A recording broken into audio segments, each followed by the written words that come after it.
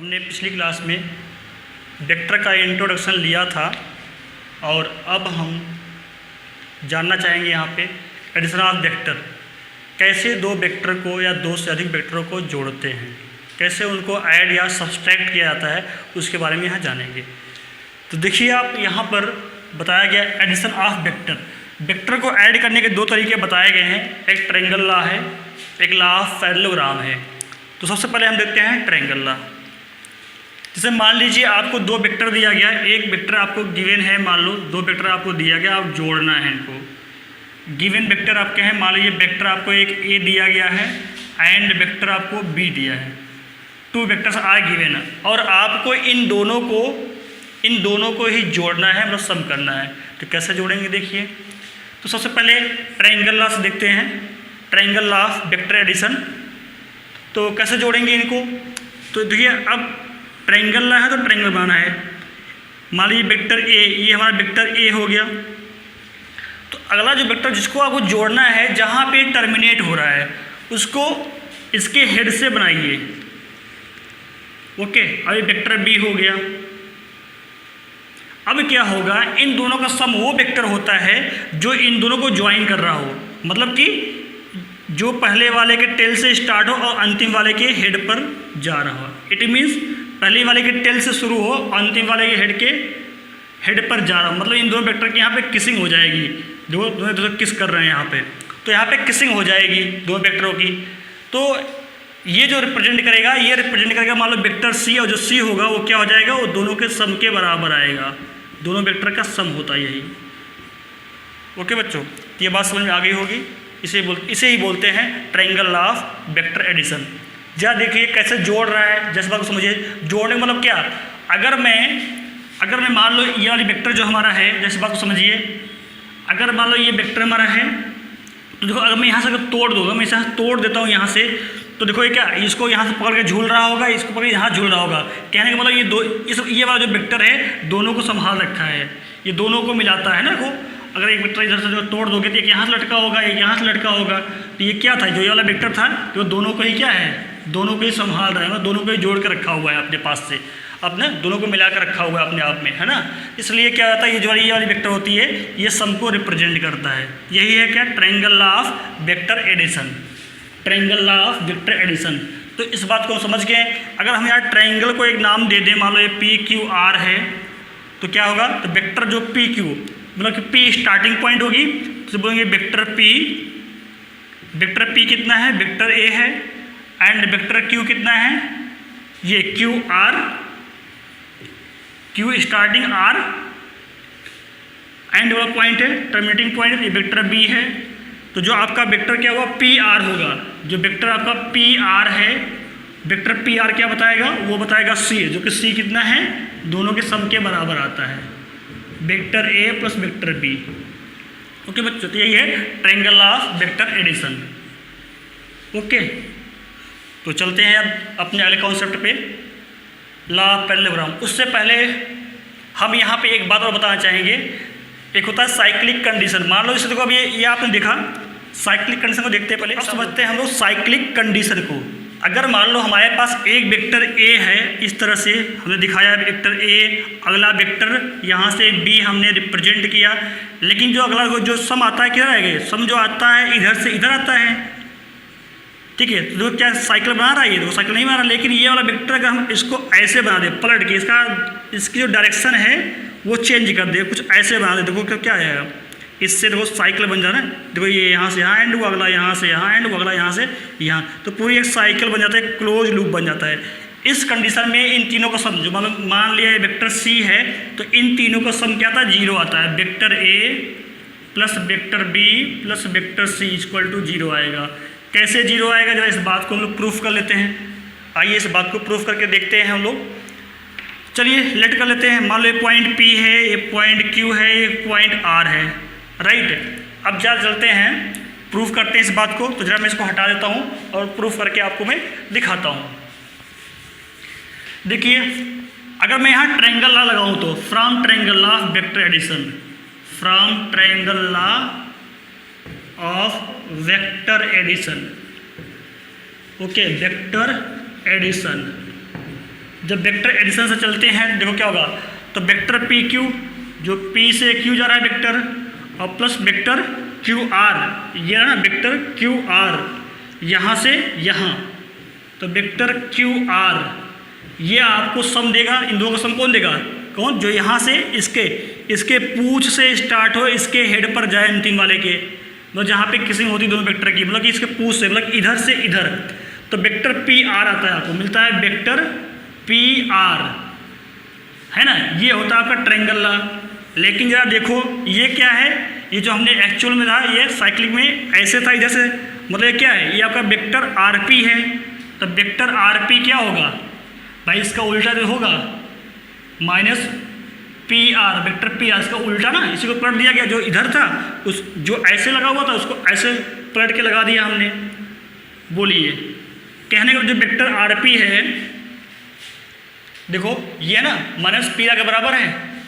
तो जरा देखिए, अब जरा अगर मान लो इसको मैं एक मानता हूँ, इसी को लेके यहाँ आ जाओ, तो देखो इसको इधर लेके आना है, तो देखो वेक्टर क्या है आपका पी क्यू प्लस वेक्टर क्या है आपका क्यू आर, ये इधर आ जाएगा माइनस वेक्टर क्या हो जाएगा पी आर, बराबर 0 होगा या नहीं होगा? होगा ना।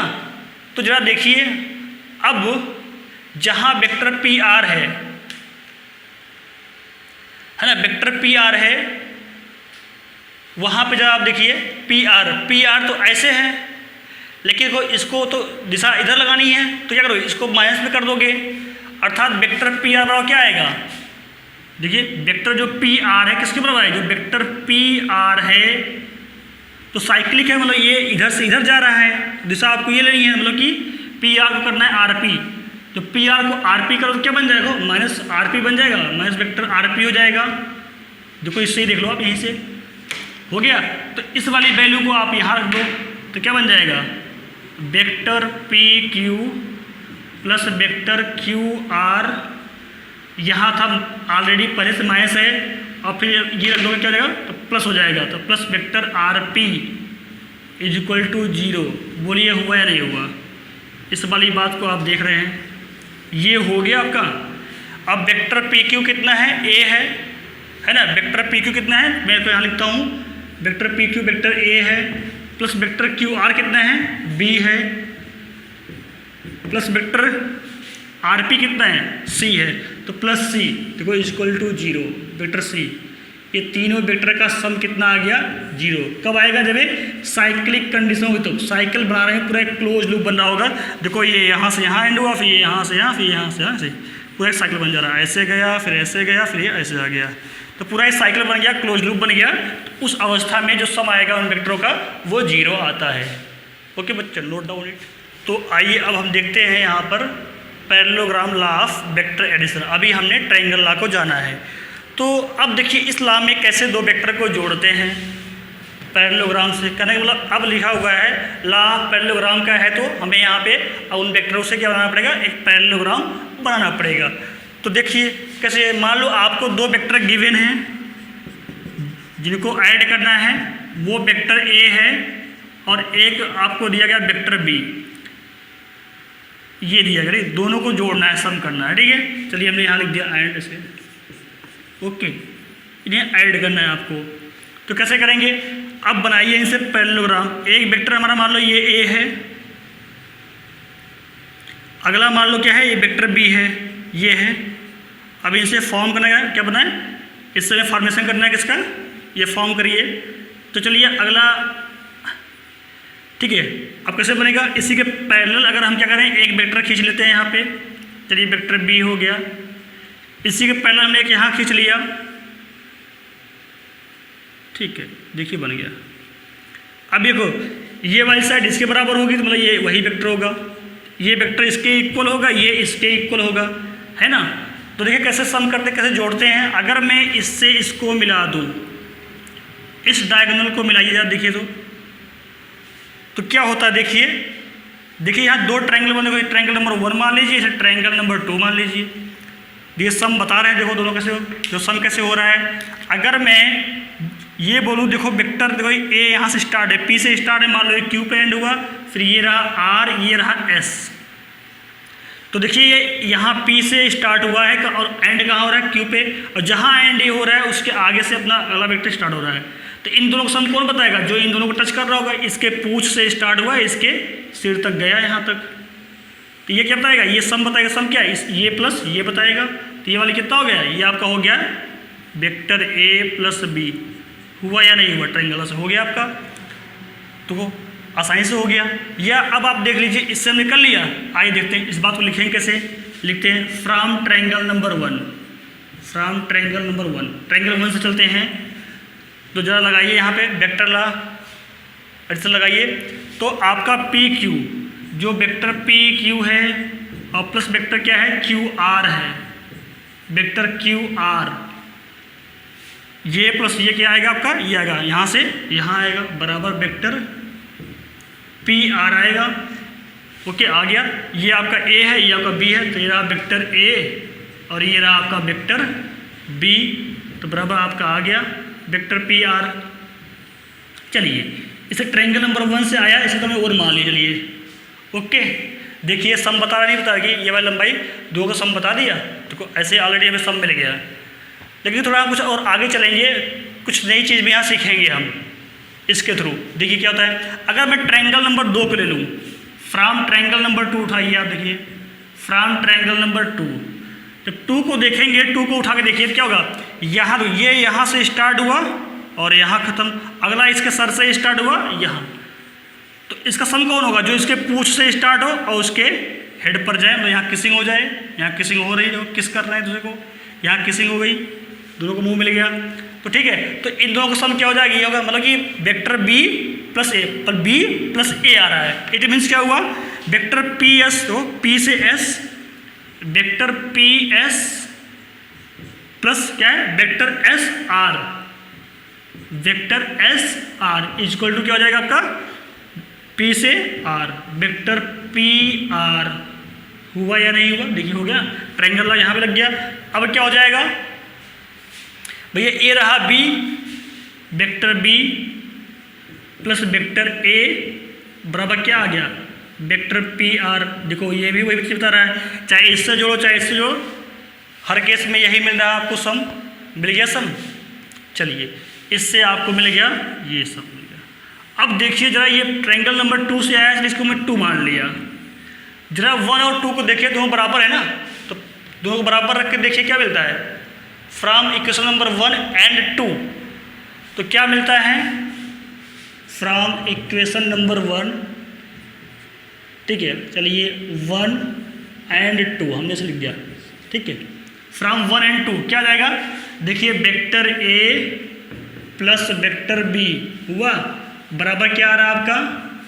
Vector B plus vector A. जरा देखिए इस बात को, आ रहा है या नहीं आ रहा है?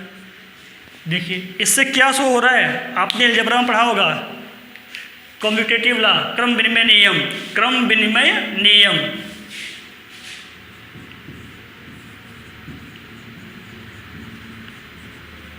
कम्यूटेटिव लॉ या कम्यूटेटिव प्रॉपर्टी को फॉलो करता है ये।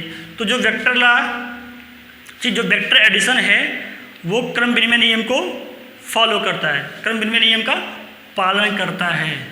चलिए हमने ये भी यहाँ जान लिया और सम भी देख लिया कैसे सम करते हैं। तो दोस्तों अभी हमने सीखा था कैसे वेक्टर को ऐड किया जाता है, वो हमने जाना, और साथ ही वेक्टर एडिशन करते वक्त हमने एक प्रॉपर्टी को भी वेरीफाई किया था। देखिए जब हमने पैरेललोग्राम समझाया था, लॉ ऑफ पैरेललोग्राम एडिशन के लिए, तो उसी में हमने आपको ये प्रॉपर्टी बता दी थी, कम्यूटेटिव प्रॉपर्टी बताई गई थी, प्रॉपर्टी नंबर 1। अब इसी में प्रॉपर्टी नंबर 2 आता है। प्रॉपर्टी नंबर 2 जो है वो कौन सा प्रॉपर्टी है? वो है एसोसिएटिव प्रॉपर्टी। एसोसिएटिव प्रॉपर्टी और कम्यूटेटिव प्रॉपर्टी क्या होती है आप पहले जानते हैं, फिर भी थोड़ा सा हम यहाँ पे इंट्रो लेते हैं। जैसे मान लीजिए एक वेक्टर ए है, दूसरा वेक्टर बी है, जो इनका सम ऐसे दोनों ऐसे जोड़ के मिलेगा, तो इसको हम पलट के जोड़ दें, क्रम, इनका जो क्रम है ऑर्डर जो है चेंज कर दो, तब भी वो रिजल्ट वही रहेगा। इसी को बोलते हैं कम्यूटेटिव लॉ या कम्यूटेटिव प्रॉपर्टी बोलते हैं। यही क्रम विनिमय का नियम है, हिंदी में क्रम विनिमय का नियम बोलते हैं आप लोग, ये होता है। मतलब कि वेक्टर एडिशन जो है कम्यूटेटिव प्रॉपर्टी को फॉलो करता है। एक दूसरी प्रॉपर्टी है एसोसिएटिव प्रॉपर्टी। कहने का मतलब ऐसे, कोई दो वेक्टर हैं, ये आपस में एसोसिएट है, इनसे कोई तीसरा अलग से जुड़ा हुआ है, एसोसिएट है, ठीक है। ये अगर इनको हम कुछ ऐसे भी अगर कर दें, अभी ए को अलग कर दिया और बी और सी को मैंने एक साथ रखा, मतलब बी और सी एक साथ एसोसिएट हैं, तो भी इनका सम क्या आएगा, बराबर ही आता है। तो कहने का मतलब बराबर आता है, मतलब रिजल्ट में कोई चेंज नहीं आता है। इट मीन्स क्या हो जाता है, ये एसोसिएटिव प्रॉपर्टी को ही फॉलो करता है। ये क्या है, कम्यूटेटिव प्रॉपर्टी है या कम्यूटेटिव लॉ है, क्रम विनिमय नियम है। कम्यूटेटिव प्रॉपर्टी आपकी यही थी, और ये क्या है, एसोसिएटिव प्रॉपर्टी है। एसोसिएटिव प्रॉपर्टी है बच्चे, ये दो प्रॉपर्टी। इस प्रॉपर्टी को अभी हमने प्रूव किया था, अब इसको प्रूव करके देखते हैं कि कैसे आता है, ठीक।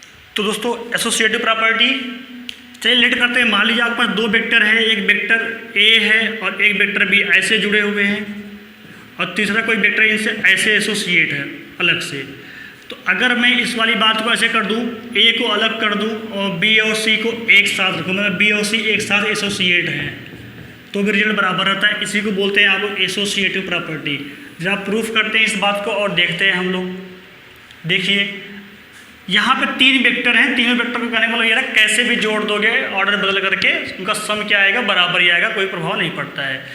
तो देखिए कैसे करते हैं। अगर मान लो हमारे पास एक वेक्टर ए है, ऐसे लिखा हमने, चलिए अगला हमने वेक्टर के लिए यहाँ बी बना दिया, अगला हमने चलिए वेक्टर में यहाँ मान लीजिए सी बना दिया, ये वेक्टर हमारे पास सी है, ओके। अब हमें करना क्या है, इनको जोड़ना है। जरा देखिए, तो ए बी सी तीनों को भी जोड़ना है ना, तो क्या है, इन तीनों को सम कौन देगा, जो पहले वाले के पूंछ से स्टार्ट हो और अंतिम वाले के हेड तक जाए, मतलब ये किसिंग होनी चाहिए, इन दोनों की किसिंग करा दी हमने, ये किस हो गई लो किसिंग, ठीक है। अब मैंने यहाँ बोल दिया P, यहाँ बोल दिया Q पॉइंट, यहाँ R जाए ज्वाइन हो रहे हैं, ओके, PQRS। तो जरा देखिए यहाँ पे, अगर मैं यहाँ से एक बात बोल दूँ, अगर मैं ऐसे आपको बोलूँ, चलिए ठीक है, हमने यहाँ से इसको मिला दिया, चलिए ये आइए देखिए, एक ट्रायंगल आपका ये बन जाएगा ऊपर 1, ये ट्रायंगल नीचे बनेगा 2, दो ट्रायंगल बनते हैं, ट्रायंगल नंबर 1 और ट्रायंगल नंबर 2, दो ट्रायंगल आपके बनते हैं। चलिए देखते हैं फ्रॉम ट्रायंगल नंबर 1। देखिए अगर मैं ट्रायंगल नंबर 1 से देखूँ, फ्रॉम ट्रायंगल नंबर 1, जरा आप इससे देखिए, तो अगर इसमें आप आते हैं, देखिए ये इसकी स्टार्टिंग की थी, ये वेक्टर आपका ए, ये रहा वेक्टर बी, इन दो सम कौन बताएगा, देखिए ये रहा ट्रायंगल से ये बता रहा सम, वेक्टर जो पी आर है सम बताएगा। इट मीन्स ये जो लंबाई आ रही है, ये वेक्टर कितना बताएगा, ये वेक्टर ए प्लस बी बता रहा है। देखिए ये वेक्टर ए प्लस बी बता रहा है ना, ओके। तो अब आप देखिए, इससे आपको मिल जा रहा है ये वाली लंबाई कितनी मिल जाएगी, अर्थात वेक्टर पी क्यू, जो आपका वेक्टर पी क्यू है, और प्लस वेक्टर कितना है यहाँ से Q R, vector Q R, तो बराबर क्या बन जाएगा, vector P are. Vector P are मिला, बोलिए हाँ, हो गया था, पी आर आ गया। पी आर की लंबाई हो जाएगी, तो जोड़ देगा, जुड़ गया हमारी ये हमारी मिल गई वेक्टर जो पी आर है, वो वेक्टर ए प्लस बी है। चलिए हो गया। लेकिन अब जरा आप यहाँ आके ये देखो, ट्रायंगल नंबर 2 में आइए, या देखिए now again in triangle number 2, triangle 2 को देखते हैं, इसको डील करते हैं। देखिए ये वाली साइड, देखिए ये यहाँ से स्टार्ट हुई, यहाँ एंड हुई, इसमें जस्ट यहाँ से अगली स्टार्ट हुई, तो इन दोनों का सम कौन बताएगा, ये बताएगा PS। अर्थात यहाँ आपको ये दिख रहा है वेक्टर पी आर, कौन सा, वेक्टर पी आर और प्लस वेक्टर आर एस बराबर किसके आ रहे हैं, वेक्टर पी एस बराबर वेक्टर पी एस के आएगा नहीं, आइए क्या है, पी एस क्या है, यही तो सम है सबका। तो पहले वाले से पूछ से स्टार्ट हुआ, अंतिम वाले के हेड पे खत्म हो रहा है, अंतिम वाली लास्ट में यहाँ पे किसिंग हो रही है ना। तो कहने का मतलब ये वाली लंबाई कितनी है पी आर, ए प्लस बी है। देखिए ये वेक्टर ए प्लस बी है ये लंबाई, और आर एस कितना है, ये रहा सी, वेक्टर सी बराबर आपका आ गया वेक्टर पी एस। देखिए यही तो है ना आपका। तो देखिए अभी हमको ये ऐसे मिल गया, चलिए इसे मानते हैं 1, समीकरण मानते हैं 1, ये इक्वेशन नंबर आपका ये 1 है। चलिए देखते हैं, अभी बात तो भाई ऐसे थी, अगर इस वाली बात को कुछ ऐसे भी कर दिया जाए, इसी डायग्राम को अगर मैं चेंज कर दूं, कुछ देखिए ऐसे कर दूं, मैं बना दूं, इसी डायग्राम को अगर मैं ऐसे बदल दूं, कुछ मैंने ऐसे बना दिया, यहाँ से चलिए ऐसे बना दिया, ठीक है, ऐसे मान लीजिए। देखिए तब क्या हुआ, देखिए तब भी यही तो है, ये वाला ये वाला ये वाला, फिर जो ये क्या हो रहा है, ये जो है इसके लास्ट पूछ से स्टार्ट हो गया, अंतिम वाले के हेड पे जा रहा है, इट मीन्स ये हमेशा सम बताएगा। तो देखते हैं अब इस दशा में क्या आता है, केस नंबर 2 में देखते हैं। अगर मैं इस अवस्था से चलूँ तो देखिए अब ये मान लीजिए आपका ट्रायंगल नंबर 1 बन गया और ये ट्रायंगल नंबर 2 बन गया, ठीक है। अब मैं इस केस में चलता हूँ, ठीक है। अगर मैं इस केस में चलूँ तो क्या हो जाएगा, तो जस्ट देखा हमने इक्वेशन नंबर 1 ये आया। अगर मैं डायगोनल को चेंज करता हूँ तो समीकरण बना के देखता हूँ। अब जरा देखिए, अब इस कंडीशन में ट्रायंगल नंबर 1 को देखिए आप, अगर मैं यहाँ पे देखूँ from triangle number 1, triangle number 1 आपको क्या बता रहा, देखिए अगर आप देखेंगे तो देखिए वेक्टर क्यू आर, क्यू से आर वेक्टर ये है, अगला वेक्टर देखो जहाँ पे ये एंड होता है अगला वहाँ से स्टार्ट हो रहा है, ठीक है। तो इन दोनों का सम कौन बताएगा, जो पहले वाले के पूंछ से स्टार्ट हो और अंतिम वाले के मुंह तक जाए। इसका मुंह कहाँ है, इसका हेड कहाँ है, यहाँ पे है, मतलब इन दोनों की किसिंग हो जाएगी। तो देखो किसिंग हो रही, पॉइंट एस पे इनकी किसिंग हो जाएगी, तो ये सम बताएगा। तो सम कितना आ गया, ये दोनों जुड़ जाएंगी, तो ये कितना हो जाएगा, अब आपका ये vector B plus vector C है कि नहीं है, एकदम है। चलिए हमने 1 से देख लिया, तो कहने का मतलब इसको लिखेंगे कैसे, इसको लिखेंगे vector Q R plus vector R S बराबर आपका क्या आ जाएगा, आपका ये वाली आ जाएगी, यही देखा ना, वेक्टर क्यू एस मिलेगा। चलिए हाँ, तो ये आपका था बी, वेक्टर बी, ये था वेक्टर सी, बराबर आपका मिल गया वेक्टर क्यू एस मिला।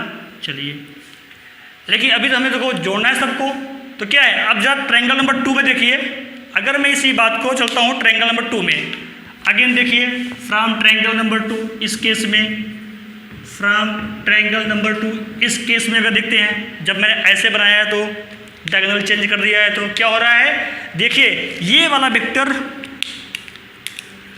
वेक्टर को यहाँ से स्टार्ट होके यहाँ पे एंड हो रहा है, और फिर कोई अगला इसके यहाँ हेड से स्टार्ट होके यहाँ एंड हो रहा है। इन दो सम कौन बताएगा, जो इसके पूंछ से स्टार्ट हो इसके हेड पर जाए, मतलब इसको यहाँ किस कर लेगा, यहाँ किसिंग हो जाएगी, हो रहा है पॉइंट इस पे किसिंग हो रही है, इट मीन्स इसका और इसका सम कौन बताएगा, ये बताएगा। It means vector P Q plus vector Q S equal to क्या आ जाएगा, वेक्टर पी एस। तो लिखता हूँ मैं इस बात को, वेक्टर पी क्यू प्लस क्या हो जाएगा, vector Q S equal to क्या आ जाएगा आपका, वेक्टर पी एस। बोलो हाँ, आ गया समझ में, इतना हो गया। अब देखिए आपका ये पी क्यू क्या है, आपका ए है, ये आपका अलग से लिख दिया गया वेक्टर ए, और क्यू एस कितना है, ये एक साथ में एसोसिएटेड है ना, ये vector B plus vector C, ये एक साथ एसोसिएटेड है, तो बराबर क्या आया, वेक्टर क्या आएगा, वेक्टर पी एस आया। इसको मान लिया हमने इक्वेशन नंबर 2। चलिए अब जरा, जब हमने केस 1 में देखा था तो देखो पी एस कितना आया था, इतना आया था, और जब हमने केस नंबर 2 जब मैंने डायगोनल चेंज किया तो देखो क्या इक्वेशन नंबर 2 आया। फ्रॉम इक्वेशन नंबर 1 एंड 2 देखिए दोनों इक्वल हो जाएंगे ना, ये भी पी एस है ये भी पी एस, तो दोनों बराबर हो जाएंगे। तो अगेन देखिए क्या हुआ, नाउ अगेन हमें ये देखने को मिल गया इक्वेशन नंबर 1 एंड 2, 1 and 2 से हमने क्या देखा कि दोनों आपस देखो बराबर, ए बी पी एस, तो क्या आ जाएगा, देखिए वेक्टर ए प्लस बी ये एक साथ एसोसिएट है एक ब्रैकेट में, यहाँ सी अलग है प्लस वेक्टर सी बराबर क्या आ रहा है आपका, बराबर आपका देखो ये वाला आ रहा है, यहाँ ए अलग है और बी और सी एक साथ एसोसिएटेड है बट रिजल्ट सेम है दोनों का, दोनों पी एस के बराबर ही हैं। इट मीन्स क्या हुआ, जो हमने वेक्टर भी जोड़ा है वो क्या है, वो एसोसिएटिव प्रॉपर्टी को फॉलो करता है। देखो अभी ए और बी यहाँ एक साथ एसोसिएटेड हैं, देखो यहाँ पे बी और सी एक साथ एसोसिएटेड हैं, तो यहाँ एसोसिएशन कोई किससे भी हो जाए, किसी से हो जाए, अंतर नहीं पड़ता है। इससे प्रॉफिट क्या है, कहने मतलब ये अगर 3 वेक्टर दिया हो तो तीनों को ऐसे जोड़ दो, रिजल्ट आपका वही आना है, राइट, अंतर नहीं पड़ना है। तो यही आपका यही क्या एसोसिएटिव प्रॉपर्टी है। इससे फ़ायदा हमें यही है, हमें ये बता रहा है कि आराम से कोई भी वेक्टर कैसे किसी ऑर्डर में जोड़ दोगे रिजल्ट पे इफेक्ट नहीं आएगा। चलते हैं, ये क्या है आपका एसोसिएटिव प्रॉपर्टी को फॉलो करता है, ठीक है, या बोलिए एसोसिएटिव लॉ को फॉलो करता है वेक्टर एडिशन। ओके, अब हम डिस्कस करते हैं कंपोनेंट्स ऑफ वेक्टर। पिछली वीडियो में हमने बताया था कंपोनेंट के बारे में, वेक्टर के बारे में डिटेल में, फिर भी यहाँ पे एक शॉर्ट इंट्रो लेते हैं और समझते हैं। देखिए जैसा कि हमने पहले ही बताया था, अगर हम लोग कोऑर्डिनेट ज्योमेट्री पढ़ रहे होते तो वहाँ पे ओनली क्या होता है, स्केलर क्वांटिटी बता के निकल जाते हैं, मतलब मैग्नीट्यूड, मतलब हमें वहाँ दिशा बताने की कोई रिक्वायरमेंट नहीं है। बट हम वेक्टर पढ़ रहे हैं तो इट मीन्स क्या है, वेक्टर क्वांटिटी वो होती है जिसमें क्या हो, मैग्नीट्यूड हो एज वेल एज डायरेक्शन हो, दोनों चीज़ें होनी चाहिए। तो इस वाली मैथ में हम क्या करने वाले हैं, मैग्नीट्यूड तो देखेंगे, साथ में डायरेक्शन भी देखना है, उसमें दिशा मतलब कि डायरेक्शन, मतलब कि वो वेक्टर क्वांटिटी होगी, मतलब कि हम यहाँ ऐसी क्वांटिटी को डील करते हैं जो वेक्टर क्वांटिटी होती है। तो जरा हम कंपेयर करते हैं दोनों को, कोऑर्डिनेट ज्योमेट्री में जो पढ़ते थे और जो हम यहाँ पे पढ़ेंगे, ठीक है। देखिए जब हम कोऑर्डिनेट ज्योमेट्री पढ़ते थे तो वहाँ पे आप लोग ऐसे आप एक रेफरेंस सिस्टम बनाया करते थे, ये था x, ये था आपका y। अगर आपको कोई पॉइंट बताना होता था, बोलते पॉइंट ये P है और P के बारे में बोल दिया भाई चलो ठीक है, ये मान लो यहाँ से ये यहाँ मान लो 4 पे है, मान लो यहाँ से ये 5 पर है, तो इस कोऑर्डिनेट को बोलते थे आप 4, 5। तो आपने जो 4 और 5 बताया क्या था, ये एक नंबर है, क्या इस नंबर में दिशा है क्या, there is no direction, it means it is a scalar quantity. But अगर आप यही वेक्टर में बात करोगे तो इन नंबर को तो बताओगे, बट आप ये बताओगे किधर है, इसकी दिशा क्या है। दिशा का मतलब क्या भाई, रेफरेंस तो बताना पड़ेगा, मतलब कि ये ओरिजिन से किधर है, तो आप बताओगे ये ओ है, इससे इधर है, तो आपको इसका एक वेक्टर बताना है, मतलब कि इसकी दिशा ये है, तो इसकी दिशा आपको लिखनी पड़ेगी, ये नंबर लिखने पड़ेंगे, साथ में इसकी डायरेक्शन भी बतानी पड़ेगी। मतलब जैसे मान लो मुझे किसी बच्चे के यहाँ गिफ्ट भेजना है, मान लीजिए हम गिफ्ट भेज रहे हैं, किसी बच्चे को हमें गिफ्ट भेजना है। अब गिफ्ट भेजेंगे तो क्या होगा, बच्चे का नाम तो होगा, चलो हमें मान लिया लड़के का नाम महेश है, क्या नाम से काम चल जाएगा, हाँ महेश को गिफ्ट दे आओ, डाकिया को लिख के दे, महेश को गिफ्ट दे दो, तो डाकिया तो कहेगा ये क्या एड्रेस है लिखो।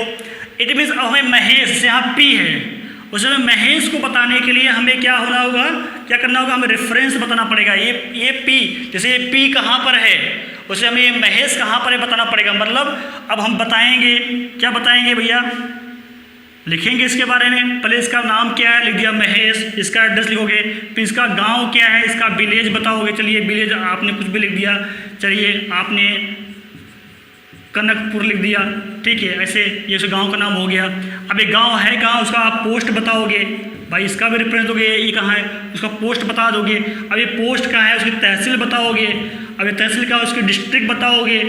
तो इस तरह से सबको रेफरेंस देते हुए आप स्पेसिफाई करोगे, तब डाकिया यहाँ से होते हुए उस रेफरेंस के थ्रू आपके यहाँ महेश के पास आकर पहुँचता है। इट मीन्स इसको आपने स्पेसिफाई कर दिया, बता दिया, ठीक है। जैसे मुझे आपको भेजना है, मैं बोलूँगा आप चले जाओ, तो कहाँ चले जाओ, मैं बोलूँगा लखनऊ चले जाओ, तो आपको मैं अब यहाँ से आप लखनऊ जाना है, यहाँ से किस दिशा जाना है, लखनऊ जाना है, ये श्योर हो जाता है। वैसे में वेक्टर में बताना पड़ेगा। अब क्या है, ये पॉइंट P है कहाँ, तो ओरिजिन से कहाँ है, तो ओरिजिन से इधर है, ठीक है। तो कहने मतलब हमने इसके यहाँ से एक रेफरेंस बताया कि इससे इधर है, इसकी दिशा ये है, तो हमें डायरेक्शन बतानी पड़ती है इस तरह से। तो अब तक हम कोऑर्डिनेट ज्योमेट्री में ओनली नंबर बोल के छोड़ देते थे, काम चल जाता था, बट वेक्टर वाले में ऐसा नहीं होना है।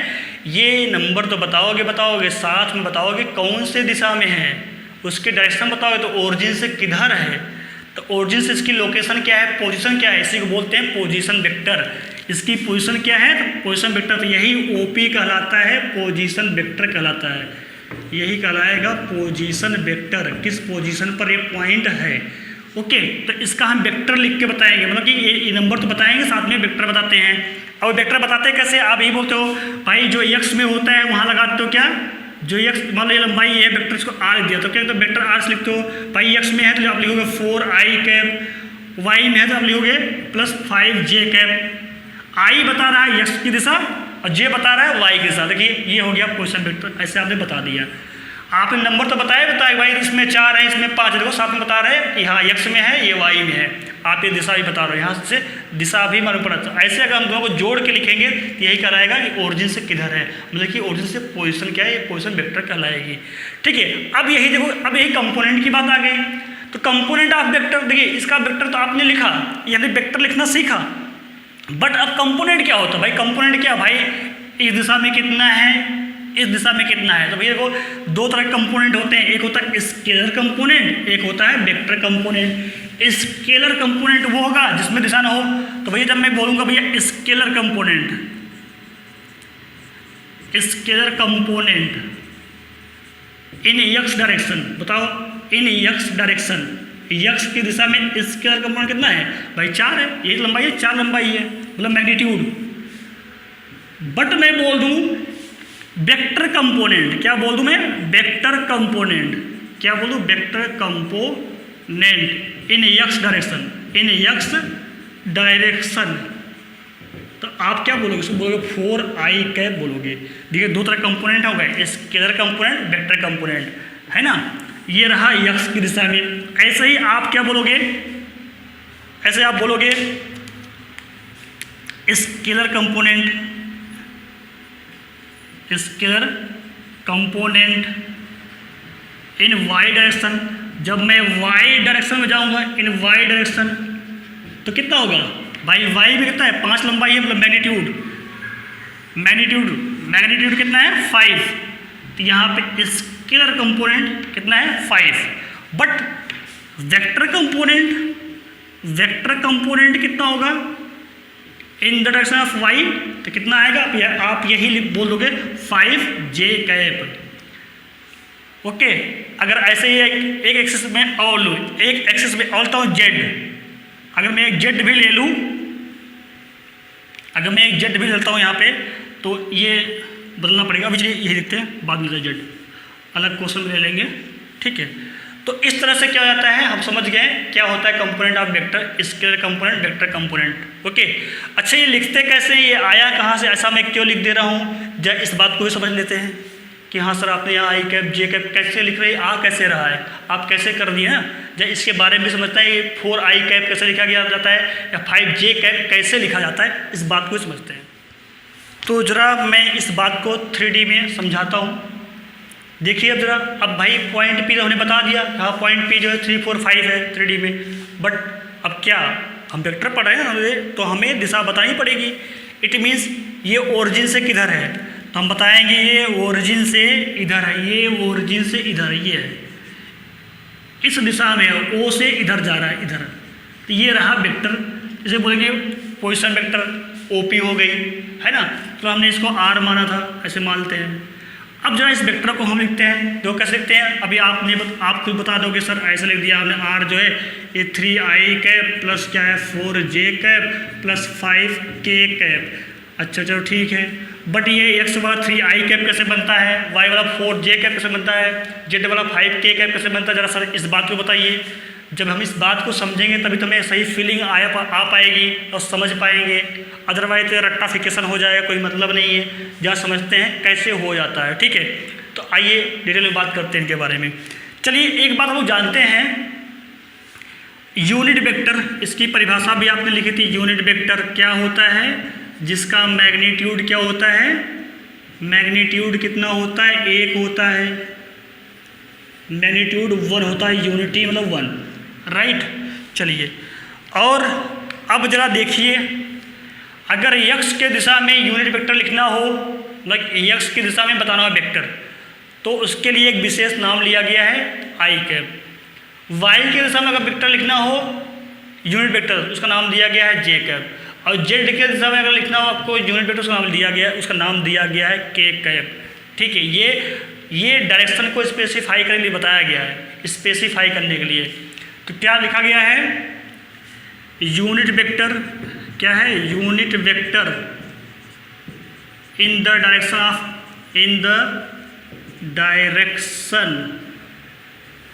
डायरेक्शन ऑफ एक्स, इसको हम लिखते हैं आई कैप। मतलब इसका मैग्नीट्यूड कितना होगा, आई कैप का 1। ऐसे ही आपका unit vector in the direction of Y, तो क्या होता है वो, उसे बोलते हैं जे। मतलब कि इसका मैग्नीट्यूड कितना होगा, जे कैप लिखाएगा, मैग्नीट्यूड आपका ये होता है। ठीक है, ऐसे ही जेड में यूनिट वेक्टर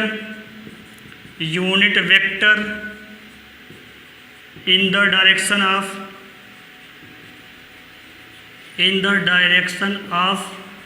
जेड क्या होता है, उसे बोलते हैं के कैप। ठीक है, ये नोटेशन है, अर्थात क्या हो जाएगा, ये जिसका जो मैग्नीट्यूड है वो 1 होगा। ठीक है, ये हम लोग सभी जानते हैं, हम आप सभी जानते हैं। ठीक है, तो अब लिखते कैसे हैं ये, जरा इस बात को समझ लेते हैं। चलिए, अब हम जानते हैं इस बात को, जरा देखिए आप लोग, 1 यूनिट, ठीक है, 1 यूनिट मैग्नीट्यूड होता है, 1 unit magnitude in the direction of x, in the direction of x, मतलब कि एक्स की दिशा में, डायरेक्शन ऑफ एक्स की जगह हम लिख सकते हैं वेक्टर ऑफ एक्स। ठीक है, वेक्टर एक्स लिख सकते हैं हम लोग, ऐसे भी बोल सकते हैं। इन द, तो जहाँ लिखा था 1 unit in the direction of x, देखो 1 unit in the direction of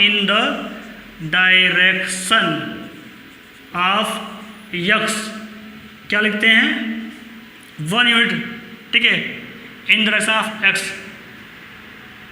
तो इसका जो वेक्टर आएगा उसे ऐसे लिख दोगे।